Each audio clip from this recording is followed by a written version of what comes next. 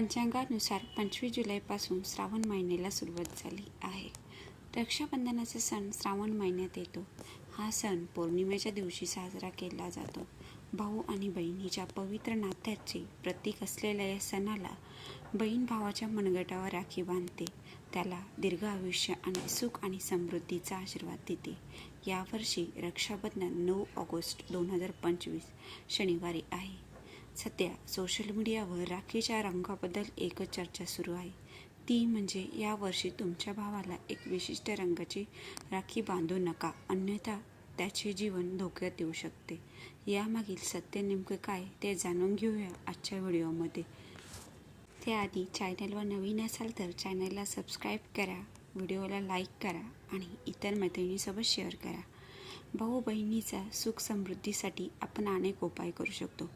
हिंदू धर्म आणि ज्योतिषशास्त्रात भाऊ बहिणीच्या सुख आणि समृद्धीसाठी रक्षाबंधनासाठी अनेक उपाय आणि नियम देखील सांगितले आहेत. त्यामध्ये राशीनुसार राखी बांधणे याचा देखील समावेश आहे. रक्षाबंधनाच्या दिवशी कोणत्या शुभ मुहूर्तावर राखी बांधावी हे बघूया. ज्योतिषशास्त्रानुसार 2025 हे वर्ष मंगळाचे वर्ष म्हटले जात आहे. प्रत्यक्षात तुम्ही 2025 जोडता तेव्हा एकूण संख्या 9 येते, म्हणजे 2 + 0 + 2 + 5 = 9. 9 या अंकाचा स्वामी मंगळ आहे, म्हणून त्याला मंगळाचे वर्ष म्हटले जाते. मंगळ हा धैर्य, आत्मविश्वास, ऊर्जा, क्रोध यांचा ग्रह आहे. तसेच लाल रंग मंगळाचे प्रतिनिधित्व करतो. असे म्हटले जाते की मंगळाच्या या वर्षी तुमच्या भावाला लाल राखी बांधल्याने जीवाला धोका निर्माण होऊ शकतो किंवा मोठे नुकसान होऊ शकते. अशी चूक केल्यास दुर्दैव येऊ शकते. म्हणून यावर्षी रक्षाबंधनावर तुमच्या भावाला लाल रंगाची राखी बांधू नका. यामागील नेमकं सत्य कारण काय जाणून घेऊया.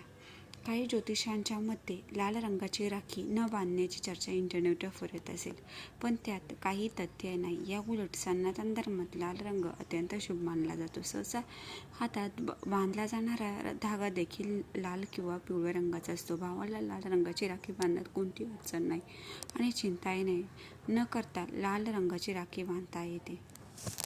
व्हिडिओमध्ये दिलेली माहिती आवडली असेल तर चॅनलला लाईक करा, शेअर करा आणि सबस्क्राईब करा. श्री स्वामी समर्थ.